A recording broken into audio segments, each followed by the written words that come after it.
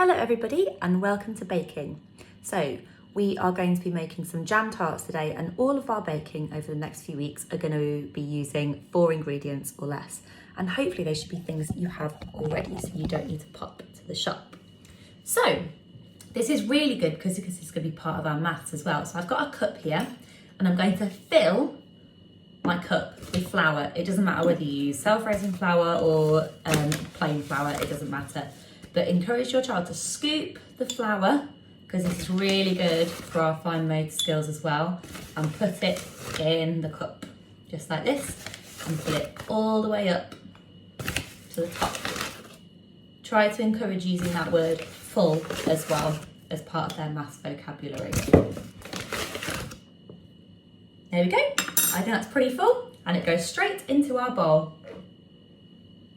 Now we do exactly the same with the butter. I've got margarine here, but butter or margarine work fine. So you only want to fill half the cup of with margarine. So fill up half of your cup with margarine. My hands are super clean because I washed them before I started.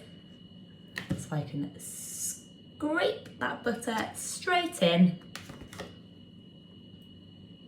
just like that. There we go.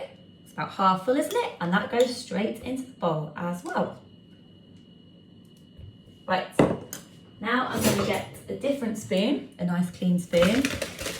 And I need 1, 2, 3 spoons of sugar.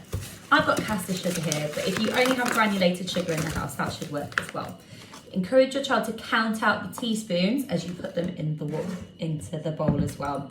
Are you ready? 1, 2, 3 spoons of sugar, just like that. And finally, we've just got some ordinary tap water, and we need 3 tablespoons of this as well. Again, encourage your child to count them as they put them in. 1, 2, 3. You might need to add a little bit more water later. Now, the fun bit. Make sure you've got flour on your hands, just like this, and then the dough won't stick to you. And then you pick it up and you make it snow. You rub your fingers together, because what we want to try and do is mix all that flour and the butter together. And this is really good for our fine motor skills as well. Picking it up and pinching it and letting it rain, just like this. This will take a fair bit of time actually. Just picking it up and rubbing it together, and you should be able to see that it starts making some really big breadcrumbs. So you pick it up and pinch it together, pick it up and pinch it together, pick it up and pinch it together. I'm going to pause now so I can make a big ball of dough.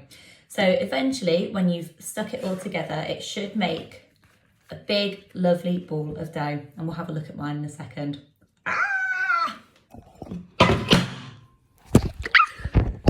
So eventually you should end up with a lovely ball just like this. And I've sprinkled some flour onto my worktop so it doesn't stick. Now, I've got to let you into a little secret. I don't have a rolling pin. So I'm gonna have to use something else. So something that might be good is that you show your child a picture of a rolling pin and ask them to find something that's like it. Alternatively, you can just have a good search around your kitchen. So I have got a handy drinks bottle, just like this. I'm going to put a little bit of flour on it so it doesn't stick. Just like that. There we go, my very own homemade rolling pin. I'm going to roll out my lovely pastry. Move that so you can see it a bit better. Just rolling it out. Oh, don't want it to stick to the water bottle. There we go. You need to make it so it's about a finger width thick. That will be what works best to make your pastry nice and crispy. Now guys, I've got to let you in on another little secret. I don't have any pastry cutters either. So what I'm going to use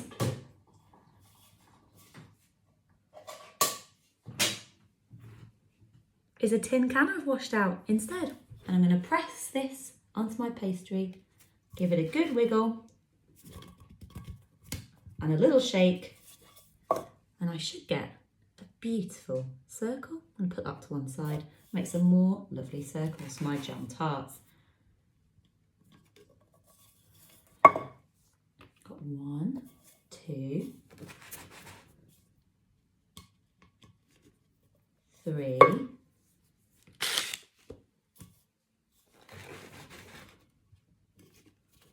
4 jam tarts. Would you like to see? 1, 2, 3, 4 pastry tarts all ready to go. So I've just started putting my pastry into my cases just like this. Don't worry, I will show you what to do if you do not happen to have a tin that looks like this. I'm just putting them all in and making sure I squash them right to the edges. It's a good idea to poke some holes in the bottom as well to let the air out. Now, I managed to make 2 extra ones by bundling the pastry up and rolling it out again. So there's nothing that's gone to waste.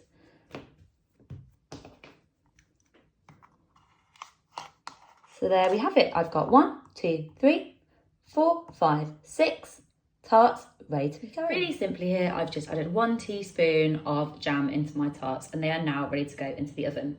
So I'm going to put these in the oven at 180 degrees and they're going to go in there for about 15 minutes until they are ready, or until you notice that the pastry is going brown and crispy around the top.